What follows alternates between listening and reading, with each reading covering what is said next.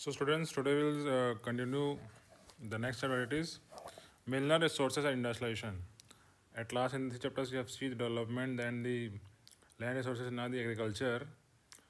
We have clearly seen how these things are important. So we know the importance of soil, we know the distribution of soil, we know the importance of agriculture and minerals, water, etc., and land resources. So let's see the most important part of land resources, that is mineral resources. Okay, and industrialization. How land resources are used to develop industries. So let's see first what is minerals. Minerals are defined as the solid naturally occurring crystalline inorganic elements or compounds which we get naturally in the earth surface, which could be in pure or impure form or compound form.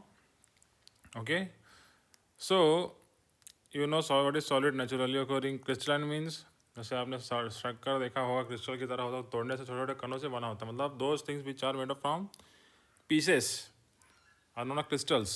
Okay, inorganic elements और compound से बना हो. You तो हमें एक ही question बनाता है, question आप ऑलरेडी दिया हुआ है, व्हाट इज मिनरल्स. ठीक है, उसका आंसर लिखिए. You might have learn this definition in your science class, but the minerals have a wide and definition in geography and Indian law. All natural substance that can be obtain of mining. देखिए यहाँ पर एक second definition आ गया, दो which can be obtain of mining, digging, drilling, dredging, quarrying or by other preparations are called minerals. So यहाँ पर क्या है, this is scientific definition, this is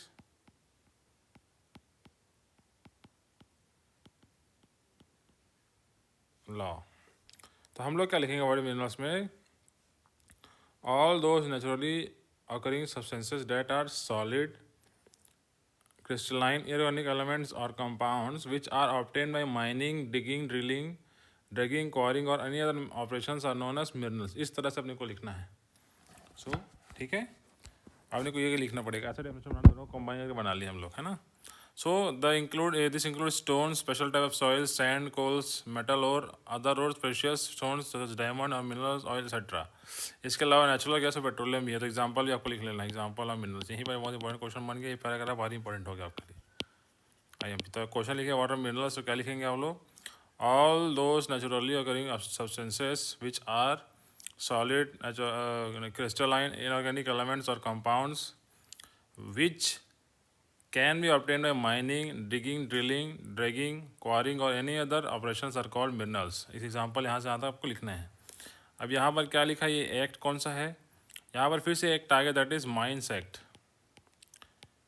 mines act 1952 के अनुसार ये डेफिनेशन है. ओके, इसको याद रखिए. पूछा जाएगा व्हाट इज माइंस एक्ट, तो क्या लिखेंगे, इसको लिखने की आवश्यकता नहीं.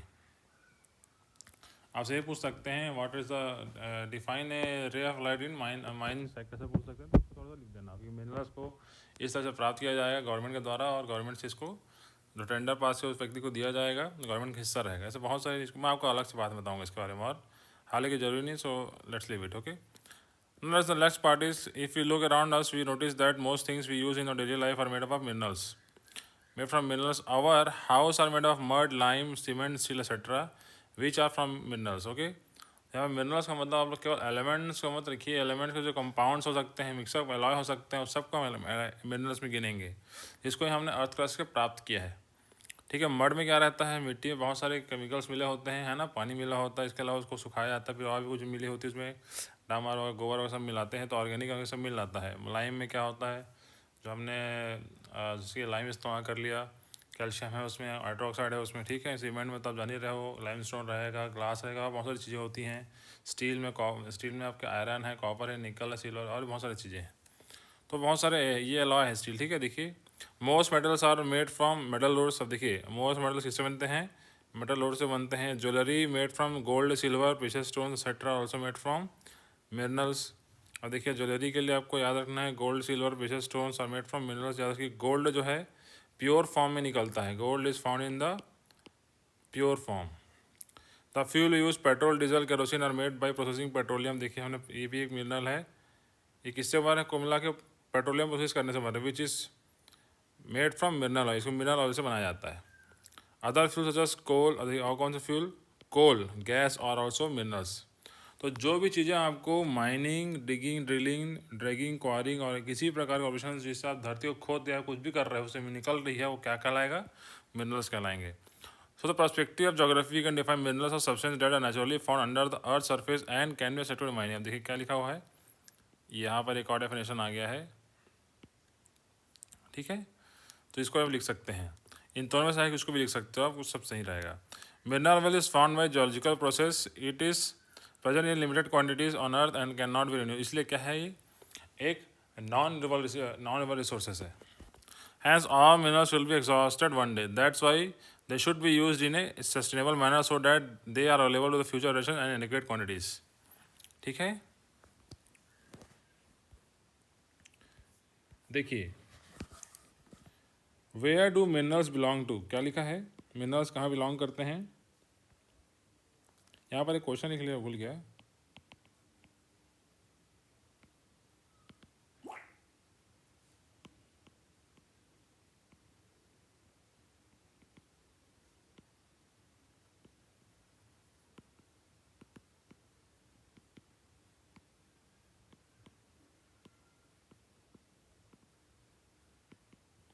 इस क्वेश्चन से यहीं पे लिखा हुआ है कि मिनरल्स को प्रिजर्व करना पड़ता है, उसको ढंग से इस्तेमाल अपने हिसाब से इस्तेमाल क्यों करना पड़ता है। Okay, suppose a lime stone, यहाँ देखिए why do mineral who do minerals belongs to, याद रखिए मिनरल किसको बिलोंग करते हैं, यहाँ पे लॉ जाएगा ना। Suppose a lime stone deposit discovered under the land in a village, who owns the mineral, the land owners, the village और the state of the country. इसके लिए क्या है, डिफरेंट कंट्री ने डिफरेंट लॉ बनाए हुए हैं, different countries have different laws about ownership of minerals. For example in Britain, अब यहाँ पे क्वेश्चन देखिए, Britain and United States of America the limestone belong to the land owner. अब हम जहाँ खुद गया वहाँ लोग जमीन मिल गया तो लैंड ओनर का हो जाएगा। लेकिन जहाँ जर्मनी में क्या है, it belongs to the government, तो किसी की जमीन निकले। भारत में क्या है, the mineral found under the surface of the earth belong to the country and the central government makes laws for their accession. अब इसमें क्या है, वो किसी को भी मिले, किसी भी ज़मीन के नीचे रहे, उसको वो गवर्नमेंट का, सेंट्रल गवर्नमेंट का उसके हिसाब से वो लॉ बनाएगी। ठीक है, इसमें लैंड ओनर कोई लेन देन नहीं है। But there are some minerals from which the respective state governments make laws. अब कोई ऐसे मिनरल होते हैं जिसका रेस्पेक्टिव स्टेट गवर्नमेंट में लॉ बनाते हैं, जैसे person who can mine a mineral only after getting permission from the government and the paying a royalty. अब इसमें जो जिसके ज़मीन मिला उसको कोई लेन देन नहीं ना। अब देखिए, अब पर्सन को उस ज़मीन के लिए रेंट भी पे करना पड़ेगा, लेकिन किसको पे हो रहा है, वो लैंड ओनर को नहीं, गवर्नमेंट को पे हो रहा है।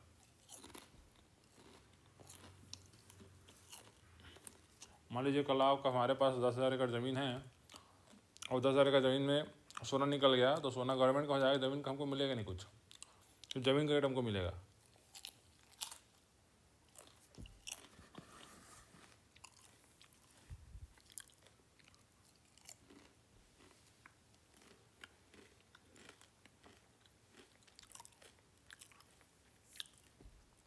ये सारे अलग अलग लॉस हैं।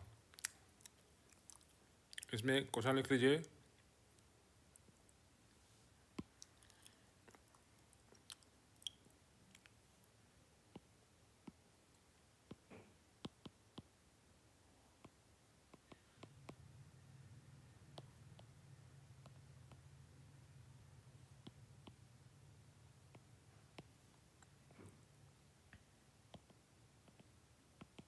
इन तीनों को याद रखे रहिए आप, ठीक है।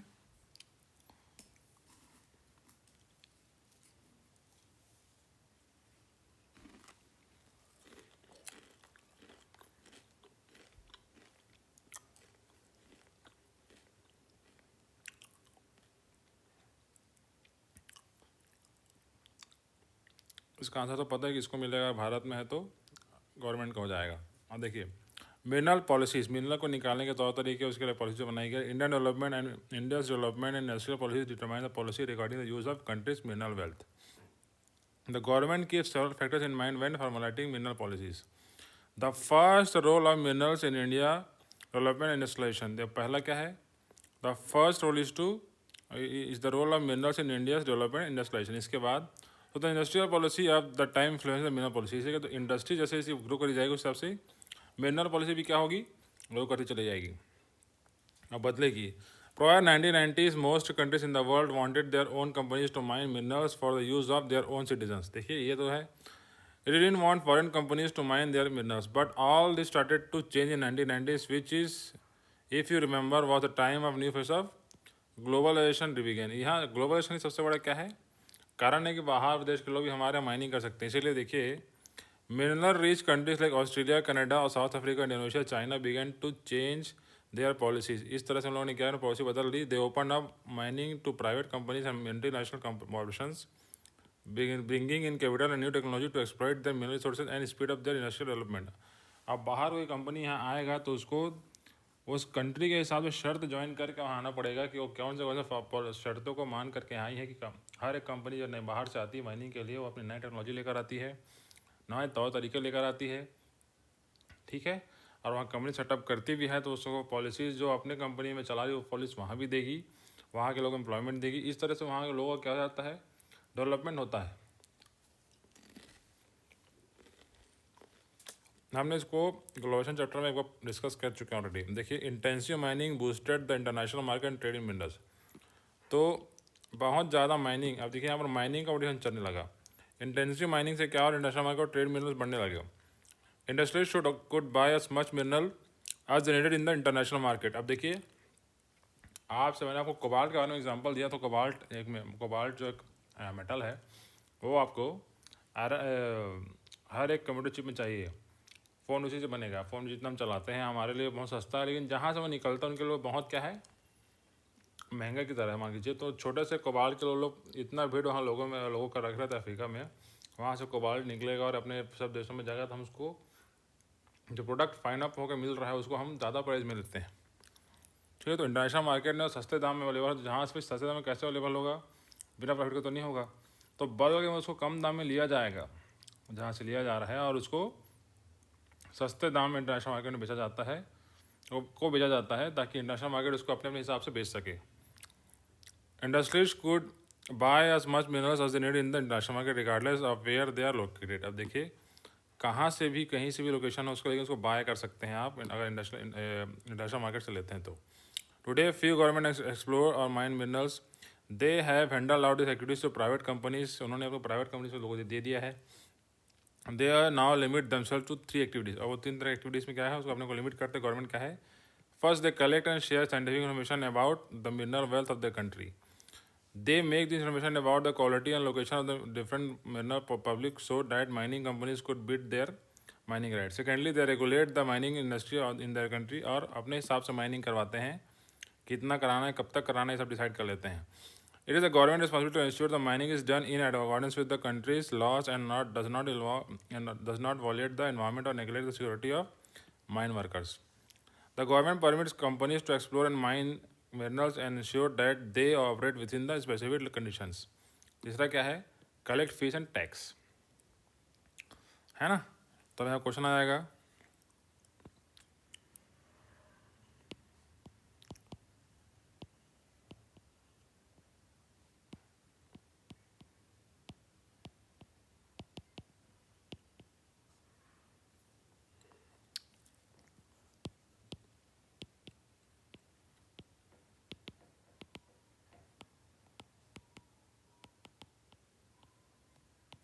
तो इन 3 स्टेप्स के बारे में आपको लिखना है, इसको याद रखे रहिए है ना. The government has to ensure that it receives an adequate share of the income from mining through the fees and tax it levies, which is then spent on development activities. In keeping with the global trends, India too make changes in its mining policy. उसने बदल लिया है. अब यहाँ पर आ गया देखिए. The economic liberalization began in 1991. The government announced a new mining policy in 1993, under which the mining of minerals reserved for the public sector enterprises was thrown open to the private sector. अब देखिए क्या है जो mining activities public sector के लिए open था उसको केवल अब प्राइवेट कंपनी क्या कर सकेगा माइन कर सकेगा. The government stands was that it did not have adequate capital to invest in mining और nor did it have the required technical expertise. ठीक है. As result the mining sector in the country was stagnant and couldn't take advantage of the growing demand for minerals in the international market. इस तरह से क्या होता है जो mining sector है कंट्री का वो उतना ही रह जाता है और इंटरनेशनल मार्केट की डिमांड को पूरा नहीं कर पाता। Hence the government decided to open up the mining sector to private and foreign company. इसीलिए क्या करता है गवर्नमेंट जो है ग्लोबलाइजेशन कर देता है, ठीक है। The mining act were amended in 1994, 1999, 2008 to allow private and foreign companies to invest in the mining in India. इस तरह से इन 3 सालों में माइनिंग एक्ट बदले गए और फॉरेन कंट्रीज़ को यहाँ पर इन्वेस्ट करने का अवसर मिला, ग्लोबलाइजेशन हो गया, ठीक है। However, concern about the impact of privatization of mining in the country has begun growing over the past 20 years. First, the share of mining in India's GDP gross domestic product declined from 3% to 2.3% 2014 और कम हो गया, मतलब government ने foreign wages को और कम कर दिया।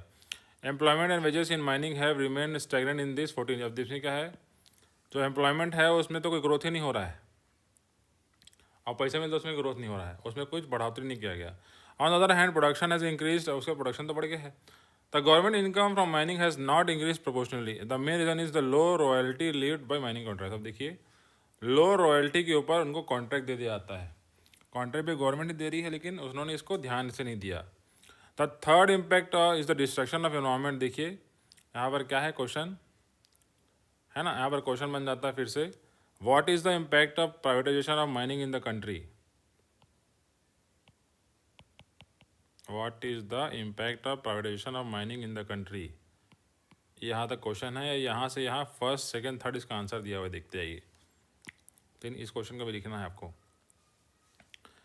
क्या है, third impact is the destruction of environment. क्या लिखा है, डिस्ट्रक्शन ऑफ एनवायरमेंट है। Once a mine is exhaustive mining companies are suppose to carry out reclamation work but they seldom do so. क्या होता है, माइनिंग खत्म हो जाने के बाद उसको रिहेबिलिटेट करना पड़ता है, उसको दोबारा नेचर के इस्तेमाल के लिए काटना होता है, उसको बनाना होता है, उसको नहीं करते वो लोग। India has hundreds of abundant mines that tell the story of destruction of the environment. How can we conserve the environment while carrying out mining activities. How can private companies which are driven by the profit motive and are not interested in protecting the environment be made to invest in the conservation. These are issues that could be still unrepeated. इसलिए destruction के बाद conservation भी जरूरी है। Cycle को पूरा करना, पहले कंजर्व था, हम डिस्ट्रक्ट किया, फिर उसको कंजर्व करोगे तो ही नेक्स्ट जनरेशन को पास आउट होगा।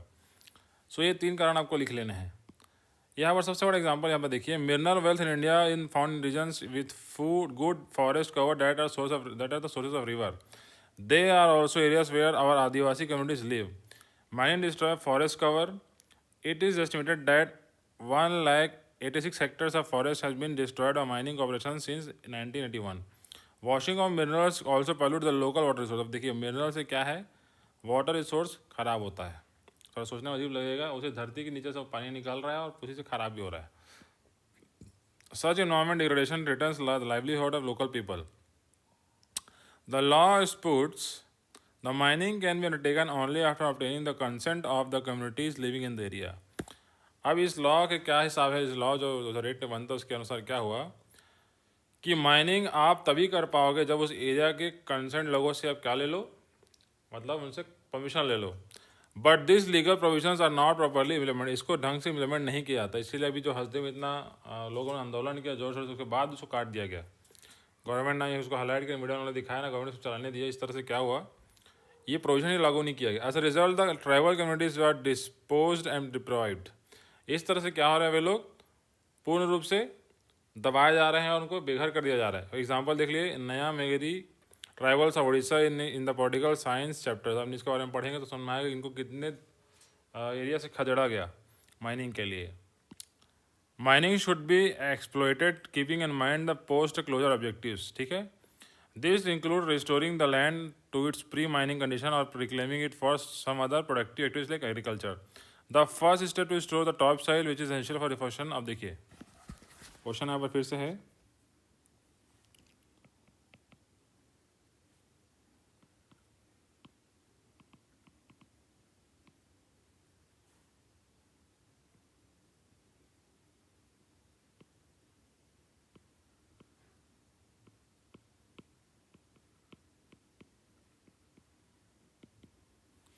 ठीक है। इसका आंसर यहाँ से यहाँ तक है। इसको पढ़कर अपने शब्दों में आप स्ट्रेस में लिखिए इसको, ठीक है।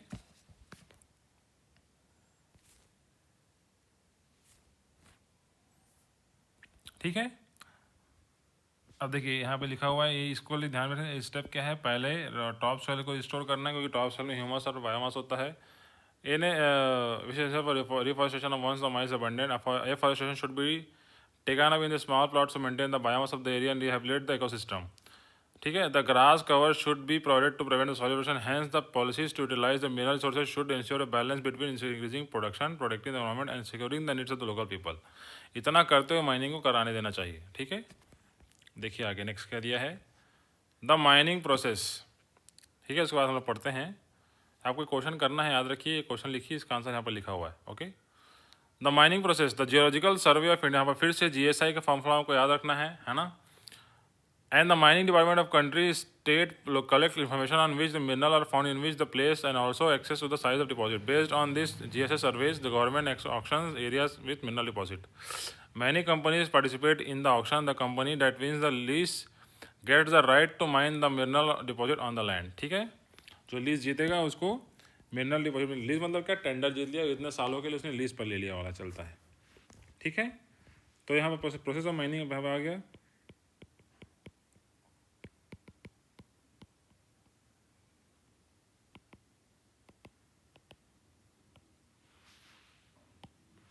What is the process of mining. ठीक है,